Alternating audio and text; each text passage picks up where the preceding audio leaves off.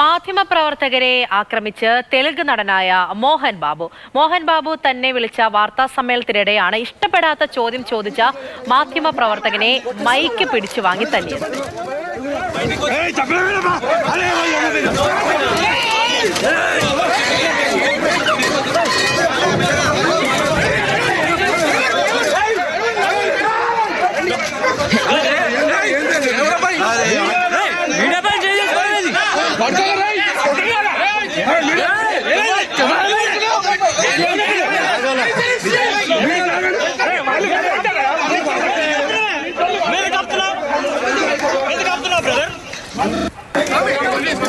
KB. Sreedharan വിവരങ്ങളുമായിട്ട്. Sreedharan, എന്താണ് സംഭവം? ഈ കുടുംബത്തിലെ എന്തോ പ്രശ്നങ്ങളൊക്കെ അതിനെ തുടർന്നാണോ വാർത്താ സമ്മേളനം ഉണ്ടായിരുന്നത്? ദിവിഷ, കഴിഞ്ഞ കുറച്ച് ദിവസങ്ങളായി തെലുങ്ക് നടൻ മുൻനിര നടന്മാരിൽ ഒരാളായ മോഹൻ ബാബുവിന്റെ കുടുംബത്തിൽ വലിയ അസ്വസ്ഥതകൾ ഉണ്ടായിരുന്നു.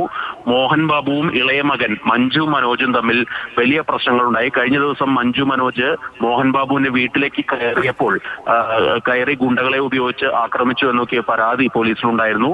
ഇതുമായി ബന്ധപ്പെട്ട പ്രശ്നങ്ങൾ നടക്കുന്നതിനിടയിലാണ് മാധ്യമപ്രവർത്തകർ മോഹൻ ബാബുവിന്റെ വീട്ടിലെത്തുന്നത്. ഏതായാലും ഈ വീട്ടിലെത്തി അദ്ദേഹം മാധ്യമങ്ങളെ കാണുകയായിരുന്നു. ഇതിനിടയിൽ TV9 തെലുഗുവിന്റെ റിപ്പോർട്ടർ മോഹൻ ബാബുവിനോട് ചില ചോദ്യങ്ങൾ ചോദിച്ചു. ഇത് ഇഷ്ടപ്പെടാതെ വന്നതോടെയാണ് ഇയാൾ ഈ മൈക്ക് കയ്യിൽ പിടിച്ചു വാങ്ങി വലിച്ചെടുത്ത് അതിനുശേഷം ഇയാളുടെ തലയ്ക്ക് മർദ്ദിക്കുന്നത്. ഏതായാലും തലയ്ക്ക് പരിക്കേറ്റ TV9 റിപ്പോർട്ടർ രഞ്ജിത്ത് ആശുപത്രിയിൽ ചികിത്സയിലാണ്. തുടർന്ന് മോഹൻ ബാബുവിനെതിരെ കേസ് കൊടുത്തിട്ടുണ്ട്, പരാതി കൊടുത്തിട്ടുണ്ട്. രജകൊണ്ട പോലീസ് FIR രജിസ്റ്റർ ചെയ്യുകയും ചെയ്തു.